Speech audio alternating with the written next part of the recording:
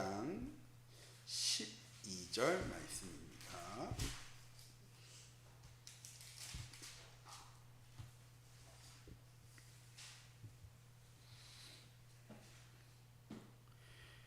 저희 함께 합심해서 합독하도록 하겠습니다. 내 부모를 공경하라. 그리하면 내 하나님 여호와가 내게 준 땅에서 내 생명이 길리라. 아멘.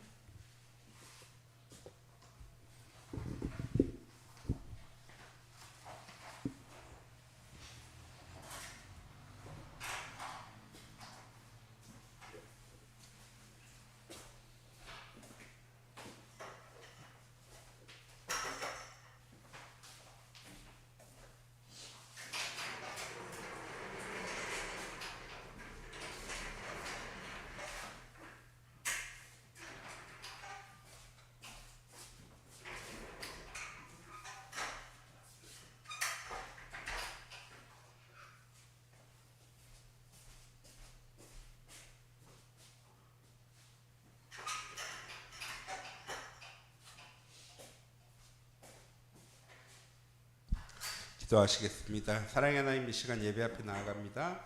하나님 주시는 말씀이 나의 언약으로, 내 가정의 언약으로, 내 현장의 언약으로, 또한 내 인생에 하나님의 주신 귀중한 언약의 말씀으로 붙잡아주는 귀중한 은혜의 시간 되어줄 수 있도록 하나님 인도해 주시고, 우리 가정이 또한 우리 교회가 하나님의 사랑으로 하나 되어지고 사랑으로 서로를 섬겨나가는 귀중한 은혜의 현장 되어줄 수 있도록 하나님 이번 한 주간도 주의 성령으로 함께 하시고 인도하여 주시옵소서. 살아계신 주 예수 그리스도의 이름으로 기도드립니다. 아멘. 오늘 말씀은 하나님이 주신 축복 속에서의 섬김입니다.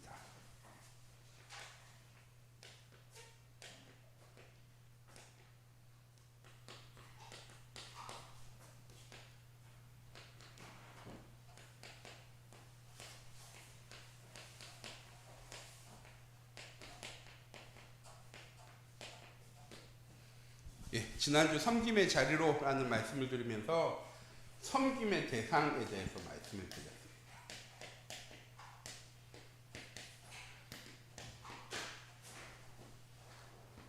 1번만 했죠. 지난주에는 우리가 섬겨야 될 대상은 무엇입니까? 천지만물을 창조하시고 천지만물을 주관하시며 우리의 삶을 계획하시고 계획하신 것을 우리에게 말씀하시는 성부 하나님.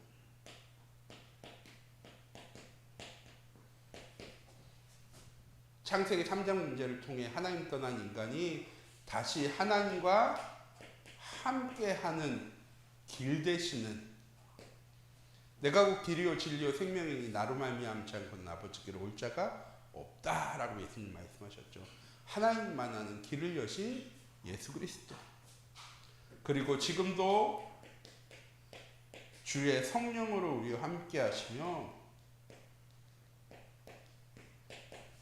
보혜사로서 우리의 대리인으로서 하나님의 말씀을 성취해 나가시는 이 성삼위 하나님을 우리의 섬김의 첫 번째로 두어야 된다라고 지난주에 말씀을 드렸습니다. 자, 오늘은 두 번째, 어버이 주일이니까 섬김의 대상 두 번째에 대해서 얘기할 건데요. 오늘 읽은 말씀은 십계명입니다. 하나님께서 모세에게 주신 10가지 계명, 1에서 4계명까지가요 하나님과 예배에 관한 부분입니다. 나 위에 다른 신을 믿지 말라, 우상 숭배하지 말라, 안식일을 거룩하게 지키라. 하나님의 섬김에 대해서 말씀하신 후에 두 번째로 말씀하신 게 뭐냐면요, 부모입니다. 우리가 섬겨야 될 첫 번째 우선순위가 하나님 되어진다면 육신적으로 우리가 섬겨야 될 첫 번째 대상은 무엇입니까? 우리의 부모님입니다. 왜? 하나님께서 천지만물을 창조하실 때 제일 먼저 만든 공동체가 무엇입니까? 가정입니다. 가정을 만드시고요, 부부에 대해서 하나님께서요 언약의 말씀을 주세요. 무엇이냐? 서로 사랑해라. 그냥 아내가 남편을 전적으로 섬겨야 하는 것이 아니고요. 사랑함을 가지고 섬겨야 하는 것이기도 하지만 하나님께서 주신 말씀입니다. 내 남편을 온전하게 섬기고 남편은 아내를 사랑해라. 그리고 하나님은요, 가정이라는 공동체를요, 모든 사람들에게 주셨습니다. 지금 시대의 가장 큰 문제가 뭘까요? 제가 이런 말 하면 좀 양심에 많이 찔리지만 가정이 파괴되어지는 겁니다. 결혼 안 하는 세대들이 점점점 늘어가고, 지금은 결혼하는 숫자보다 이혼하는 숫자가요 훨씬 더 많습니다. 재결합했다가 다시 깨지는 가정도요 너무나도 많고요.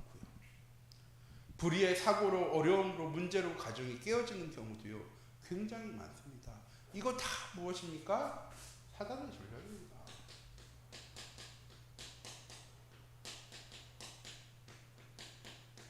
왜? 가정은요 하나님 주신 축복입니다.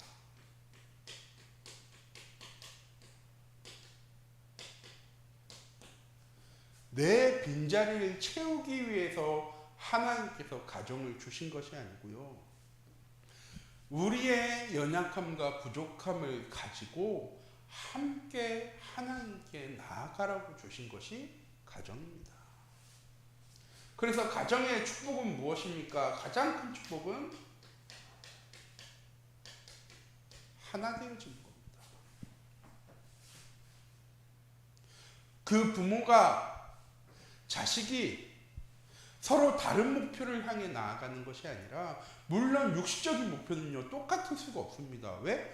10살 아이가 가지고 있는 꿈과 비전이랑 60대 노인이 가지고 있는, 요새 60대 노인이 아니죠, 70대 노인이 가지고 있는 꿈과 비전은요 분명히요 다를 수밖에 없어요. 무엇으로 하나 되어져야 되느냐?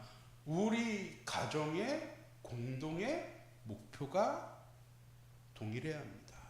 그걸 맞출 수 있는 것이 무엇입니까? 제가 동행이라는 말씀 전에 말씀드렸습니다. 가정은요 동행하는 거예요. 일행이 아니잖아요. 평생을 함께하는 것이 가족이고 가문입니다. 동행은 같은 목적지를 향해 가는 거죠. 그래서 하나님의 가정에 주신 가장 큰 축복은 무엇입니까? 가정의 주인이 하나님 되심을 인정하는 것입니다. 자, 그리고 자녀가 하나님 주신 선물인 것처럼 부모도 자녀에게 주신 하나님의 선물입니다. 그냥 섬김의 대상이 아니라 하나님께서 축복으로 주신 것입니다. 그런데요 잘 안 되어지죠. 어제도 목사님 말씀하셨잖아요. 내가 배운 것이 더 많고 내가 신문물에 대해서 더 많이 하니까 저도 그래요. 자꾸 말을 하게 돼. 왜? 보여지니까. 그런데 하나님 우리에게요 서로 섬기라고 말씀하셨습니다. 섬긴다는 것은 무엇입니까? 섬김은 내가 높은 자리에 있고 네가 어려우니까 도와주는 것을 섬기라고 얘기하지 않습니다. 섬김은 무엇입니까? 내가 낮아지는 것입니다.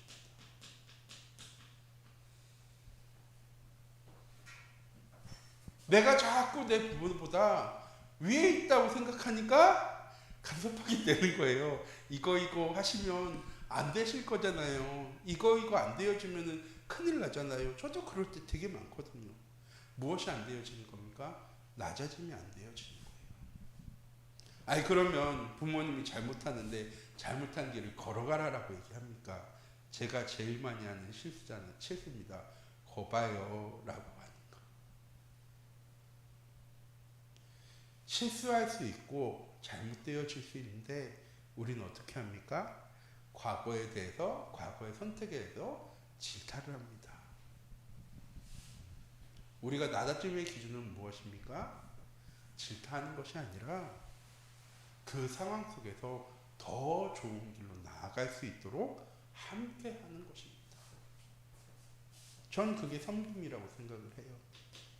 도와주는 것이, 내가 더 많이 배웠고 이제 내가 세상에 대해서 더 많이 하니까 내가 도와드릴게요 하는 것이 섬김이 아니라 지금의 상황을 받아들이고 더 나은 길로, 더 좋은 것으로 함께 하는 것이 섬김입니다. 하나님 그래서 우리에게요, 가정에 대해서 주시면서 사랑을 기반으로 섬기는 것이 아니라 우리 모든 성도님들, 하나님의 자녀인 우리는, 세상 사람들은 사랑이 기본이잖아요. 그걸 기반으로 서로 섬기거든요. 하나님의 자녀인 우리는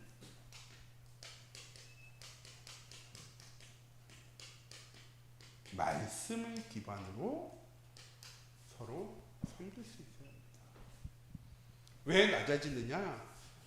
하나님이 내 삶의 주인이시고 내 삶의 섬김의 대상은 오직 하나님이시기 때문에 내가 사람 앞에 높이 서는 것이 아니라 하나님께 낮아짐으로 서로 섬김의 대상이 되어지는 것이죠.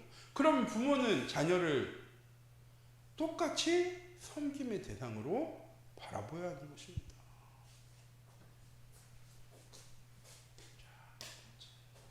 하나님 주신 최고의 축복의 관계입니다.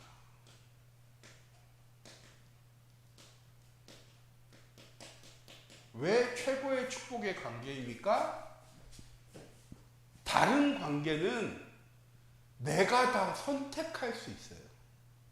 그렇죠, 장로님? 김인환 장로님, 집사님을 선택하신 거잖아요. 다른 관계는 내가 선택할 수 있는데 부모와 자녀의 관계는 선택할 수 없어요. 하나님이 주신 최고의 축복의 관계인 이유예요. 우리가 강요한 것이 아니라 하나님이 계획하신 겁니다.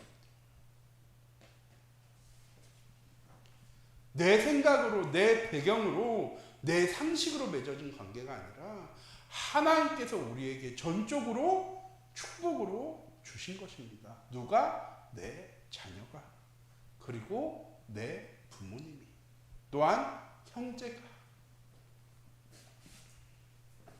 그래서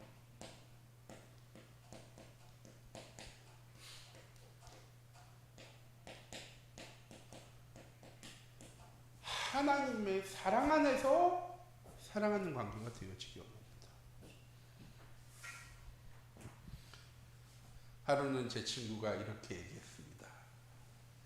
경민아, 사랑으로 하는 건 6개월이야. 6개월이 지나고 나면 정으로 산단다 라고 제 친구가 얘기했습니다. 다 그렇죠, 세상 사람들. 얼굴로 보는 거는 석 달, 그리고 그 다음 6개월이 지나면 정으로 사는 거라고. 그런데 하나님 주신 사랑은 변할까요? 변하지 않을까요? 변하지 않습니다. 하나님은 처음 인간을 창조하실 때부터 우리를 사랑하셔서 우리와 함께 하시기 원하셨습니다. 그리고 성경 말씀을 통해서 하나님께서 우리를 얼마나 지속적으로 늘 동일하게 사랑하셨는지가 성경 말씀에 기록되어져 있어요. 이스라엘 백성들이 늘 우상 숭배합니다. 늘 하나님을 주인으로 섬기는 것이 아니고요, 다른 것을요 늘 주인으로 섬기려고 해요. 왜? 육신적으로 살아가야 하니까. 지금도 똑같잖아요. 우리가 직장 생활을 하는데, 학교에서 공부하는데, 교회에서 들은 말씀이, 내가 읽은 성경 말씀이 내가 고백하는 찬양이 도움이 되나요? 아니요, 도움이 안 되거든요. 어떤 면에서는 필요가 없죠. 세상 살아가는 동안은요, 아무 필요 없는 것처럼 보여줍니다. 우리는 복음 가진 하나님의 자녀니까 그 말씀 가지고 살아가지만 세상 사람들에게 보이기는요, 그거 아무 쓸모없는 것처럼 보여줘요. 이스라엘 백성들도요, 똑같았습니다. 먹고 사는데, 이방인으로부터 우리를 지켜나가는데, 우리가 농사 짓는데, 집 짓는데, 우리가 나라를 이끌어 나가는데, 하나님? 눈에 보이지 않는 하나님? 필요 없어.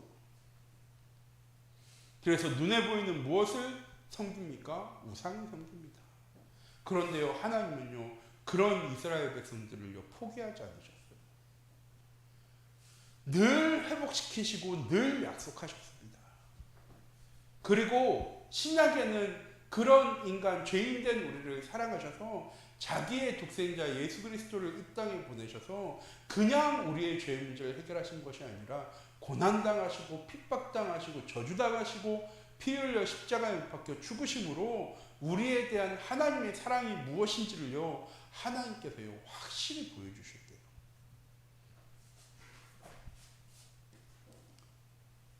그 하나님의 사랑을 아는 우리는 서로 사랑할 때 변하는 사랑을 할까요? 변하지 않는 사랑을 할까요? 변하지 않는 사랑을 하는 거죠.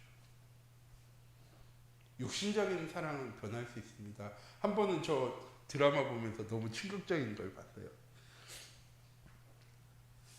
한 남편이 부인에게 우리 이혼하자라고 얘기하는 겁니다. 그래서 아니 우리가 왜 이혼해야 돼? 우리 아이도 있고 자녀도 있는데. 그 남자가 얘기하는 거예요. 내가 더 사랑하는 사람이 생겼어. 육신의 사랑은요, 변화되어질 수 있습니다. 더 뜨거워질 수도 있지만요, 더 차가워질 수도 있습니다. 그런데 하나님 주신 사랑 안에서 하나님 맺으신 관계인 부모와 형제와 자녀와 부부는 서로 하나 되어지는 사랑을 하는 겁니다. 변화되어지지 않는 사랑. 변함이 없는.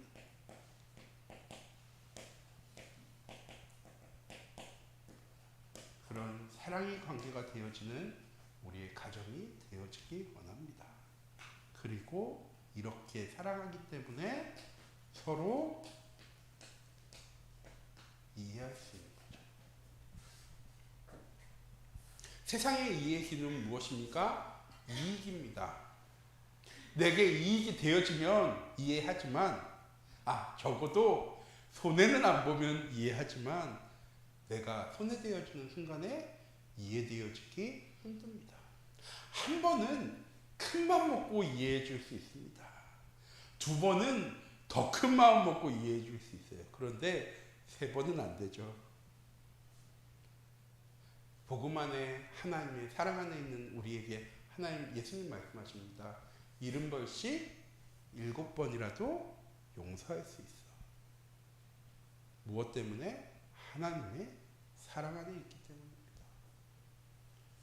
가늠하여서 돌에 맞아 죽을 뻔한 그 여인 앞에 선 예수님께서 그 돌로 치려고 돌 들고 있던 사람들에게 얘기하지 않습니까?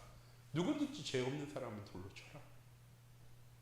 그때요, 모든 사람들이 돌을 다 내려놓고 돌아갑니다. 그때 여인이 얘기하죠. 아니, 내가 가늠하고 잘못한 것이 맞는데 제가 용서받는 것이 맞냐고. 그때 예수님 말씀하지 않습니까? 저 사람들이 다 용서한 것처럼 나도 너를 용서했어. 서로 사랑할 때 이해하고 수용할 수 있는 겁니다. 조건을 가지고 이해하는 것이 아니라 무조건적입니다. 이해하지. 하나님 나를 그렇게 이해하시거든요. 내가 지난주에 하나님 보시기에 좀 이쁘게 살았으면 이번 주에 올 때는 너무 이뻐 보이고 내가 지난주에 하나님의 말씀대로 못 살았으면 오늘따라 왔는데 왜 이렇게 미워 보이지? 하면서 하나님 우리를 바라보지 않으세요. 왜? 하나님 우리를 이미 다 알고 계시거든요. 내가 어떤 사람인지, 내가 어떤 모습을 가진 사람인지, 내가 얼마나 연약한지 부족한지 하나님은 알고 계시기 때문에 나를 이해하십니다. 가족은요, 저는 그런 거라고 생각해요. 알고 있기 때문에 이해할 수 있는 거. 자, 세 번째. 서로 사랑하고 이해하면서 무엇 할 수 있어야 됩니까? 서로 도와야 합니다. 무엇을 도와야 하는 것입니까? 서로의 힘이 되어지는 것이라고 할 수 있지만 서로가 온전한 신앙생활에 도우미가 되어줘야 합니다. 왜? 함께 가야 됩니다. 서로 사랑하고 서로를 이해하면서 우리의 가정의 주인이 하나님 되심을 고백한 것처럼 하나님 주신 말씀이 이번 한 주간 우리의 가정에 성취되어질 하나님의 말씀으로 함께 붙잡고 나아갈 때 서로 도와야 할 것이 보이죠.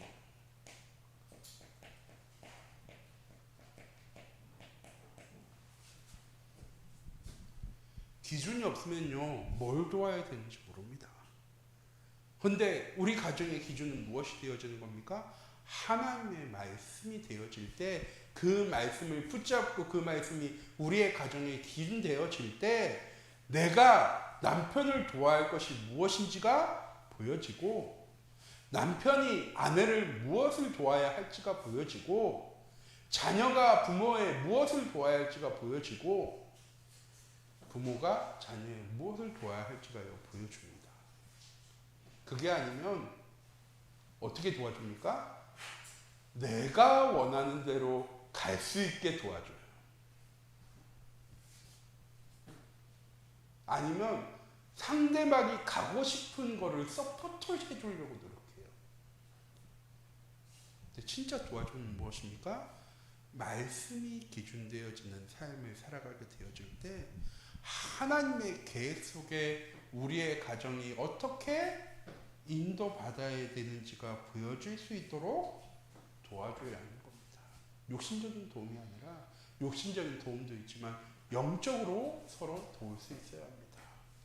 그래서 가정은 첫 번째 섬김의 현장입니다.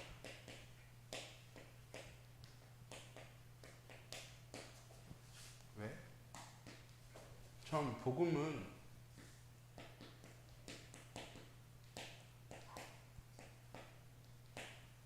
영적인 여유라고 생각을 해요. 복음 가진 사람이 갖춰야 될 첫 번째가 무엇이냐? 영적인 여유입니다. 그건 무엇이냐? 좀 쉬세요. 이 말씀 드리는 게 아니죠.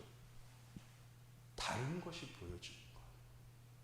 내가 여유가 없으면요, 다른 사람들을 바라볼 수 없습니다.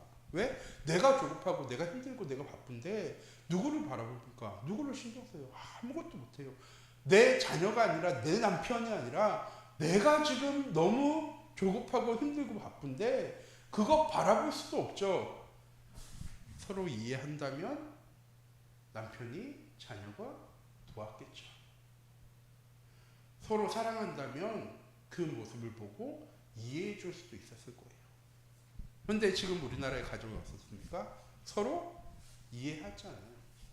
남편이 부인을 이해하지 않고 아내가 남편을 이해하지 않아요. 자녀가 부모를 이해하지 않고 부모가 자녀를 이해하지 않아요. 서로 다 무엇 가지고 생각합니까? 자기의 생각대로 자기가 원하는 대로 내 자녀가 내 남편이 내 아내가 움직여주기를 원하죠. 왜? 영적인 여유가 없으니까. 우리 참빛교회 모든 성도님들 내게 주신 복음의 말씀을 가지고 제일 먼저 내 가정을 위해서 내가 영적인 여유를 회복하는 이번 한 주간 되어지기 원합니다. 어떻게 이 여유를 회복합니까? 하는 걸 목사님이 지난주에 말씀으로 주셨죠. 하루를 시작할 때 하나님의 말씀으로 우리의 삶을 시작할 수 있어야 됩니다. 왜? 여유는 내가 뭘 안 할 때 생기는 건데 내가 뭘 안 할 때가 없잖아요. 항상 뭐 하고 있는데 무엇입니까? 하나님이 하신다는 사실이요 우리에게 발견되어질 때 내 과거의 상처, 아픔, 지금 나에게 찾아온 문제와 어려움과 위기, 미래에 찾아올 염려와 걱정과 두려움 다 무엇입니까? 하나님이 하심을 인정을 못하는 거거든요. 내 과거의 모든 상처도 저는 하나님의 계획 속에 있다고 생각해요. 지금 제게 찾아온 모든 문제와 어려움도 무엇입니까? 하나님의 계획 속에 있어요. 우리는 뭐라고 생각합니까? 내가 부족해서, 내가 안 되어져서, 내가 연약해서 나에게 이런 문제와 어려움이 찾아왔구나라고 생각합니다. 근데요, 아니에요. 하나님의 계획인 거죠. 하나님의 자녀만 하나님의 계획 속에 있는 겁니까? 아니요. 하나님 세상을 이처럼 사랑하사 독생자를 주셨습니다. 그건 하나님 믿는 사람들에게만 멸망하지 않고 영생 얻게 하시려고 주신 게 아니에요. 옛날 성경에 이렇게 되어 있죠. 누구든지 예수 믿으면 멸망하지 않고 영생 얻게 하시려고 하나님 독생자 예수 그리스도를 이 땅에 보내셨습니다. 세상 모든 사람들에게는요 다 하나님의 계획이 숨겨져 있습니다. 그 계획을 보고 그 계획 속에 하나님이 역사하심이 무엇인지를 우리는요 발견할 수 있어야 합니다. 자, 두 번째.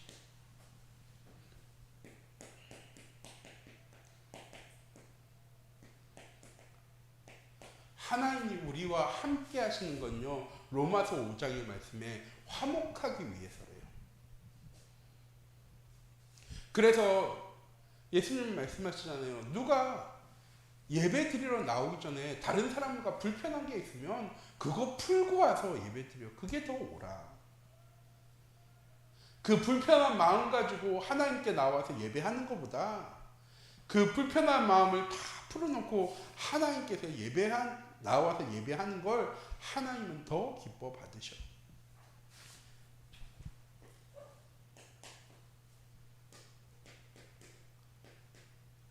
하나님은 함께 하심으로 우리와 화목했던 것처럼 가정이 서로 함께 할 수 있는 귀중한 은혜 한 주간 되어지기 원합니다. 그거는 다 붙어서 우리는 떨어질 수 없어. 우리는 하나야. 우리는 터지면 죽어. 가 아니라 우리가 어디에 가든지 하나님 우리와 함께 하시고 네가 어디에 가든지 하나님 너와 함께 하시고 하나님 너를 지키시고 보호하실 거야.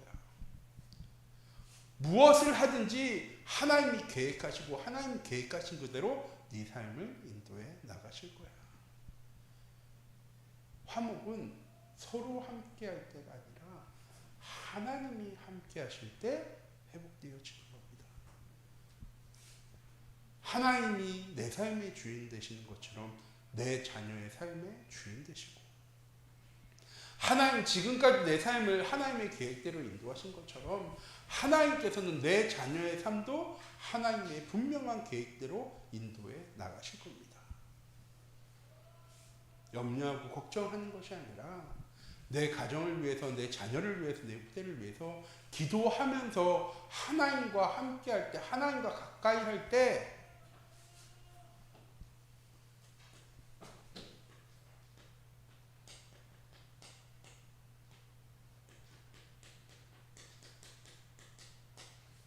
하나님의 계획과 시간표가 무엇인지를 볼 수 있게 될 때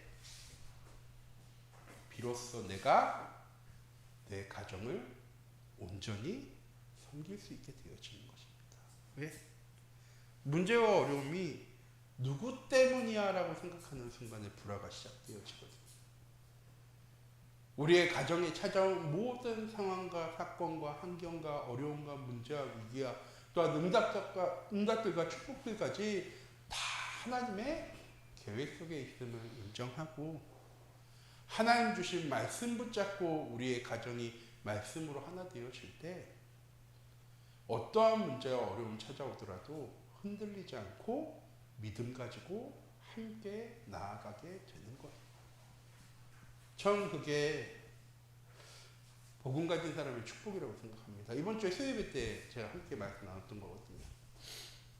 아브라함이 행위적으로 잘한 건 아니잖아요. 지난주에 창세기 15장 말씀 나누면서 횃불 언약이라는 언약의 말씀 주셨는데 16장에 보면은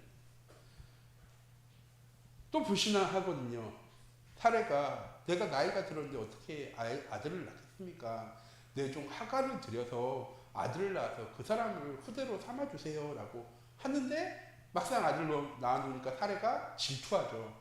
엄청 핍박합니다. 그래서요 하갈이요 자기 자녀를 데리고 도망갈 정도로 어렵게 해요. 아직 이삭이 태어난 것도 아닌데. 아브라함의 행위를 통하여서 하나님께서요 아브라함에게 거룩하다고 말씀하신 게 아니에요. 무엇을 보시고? 아브라함의 믿음을 보시고 하나님께서는요 아브라함을 믿음의 조상이라 얘기합니다. 이번 주 수요예배 말씀이거든요. 네가 더 이상 아브람이 아니라 이제 아브라함이야. 너는 열국의 믿음의 아버지야. 더 이상 사레라 부르지 않고 이제 사라라 부를 거야. 왜? 너는 믿음의 열국의 어머니니까. 하나님은 우리를 바라보실 때요 행위로 우리를 바라보시는 게 아니에요. 우리 그대로를 사랑하셔서 우리와 함께하기 원하시는 거죠. 그 사랑의 열매를 가진 우리가 우리의 가정 속에 나아가서 똑같이 바라봐야 된다고 생각해요. 서로의 행위를 바라보면서 사랑하고 돕는 것이 아니라 하나님 주신 값없이 주신 이 은혜의 사랑을 가지고 우리의 자녀들을 섬길 수 있는 우리의 부모님을 섬길 수 있는 가정이 하나 되어지고 가정이 서로 동행할 수 있는 그런 응답 가운데로 나아갈 수 있는 귀중한 은혜 한 주간이 되어지기 원합니다. 말씀 준비하면서 반성을 많이 했어요. 아 그래 내가 다시 이렇게 살아야지. 늘 말씀드리잖아요. 복음은 깨닫는 순간부터 다시 시작되어지면 되는 거예요. 어제까지 이렇게 내가 잘 못했는데 이제 와서 내가 이런다고 뭐가 달라지겠어? 아니요. 하나님 말씀하세요. 이전 것은 지나갔으니 보라 새 것이 되었도다. 어제까지의 우리의 연약함과 실수 하나님께 내려놓고 복음으로 내 가정의 현장 속에 새롭게 시작할 수 있는 귀중한 은혜의 한 주간이 되어지기 원합니다. 기도하도록 하겠습니다. 사랑의 하나님 이 시간 기도합니다. 우리의 가정이 복음으로 하나 되어지는 가정 되어질 수 있도록 하나님 인도해 주세요. 서로를 위해서 필요한 사람이 아니라 하나님의 사랑 안에 함께하는 귀중한 가정의 응답 누려나갈 수 있도록 하나님 인도하여 주시옵소서. 서로 사랑하고 서로 이해하며 서로를 돕고 서로를 섬기며 함께 하나님의 목표, 절대 목표를 향해 동행해 나가는 우리 참빛교회 모든 성도님들의 귀중한 은혜 한 주간 되어질 수 있도록 하나님 인도해 주시고 그럼에도 나의 우선순위가 내 가정이 되어지는 것이 아니라 나의 우선순위가 나의 섬김의 대상이 오직 하나님이 되어지고 우리 가족이 그런 하나님을 함께 섬기고 함께 동행할 수 있는 그런 은혜와 응답 가운데로 나아갈 수 있도록 하나님 이번 한 주간도 주의 성령으로 함께 하시고 인도하여 주시옵소서. 살아계신 주 예수 그리스도의 이름으로 기도드립니다. 아멘.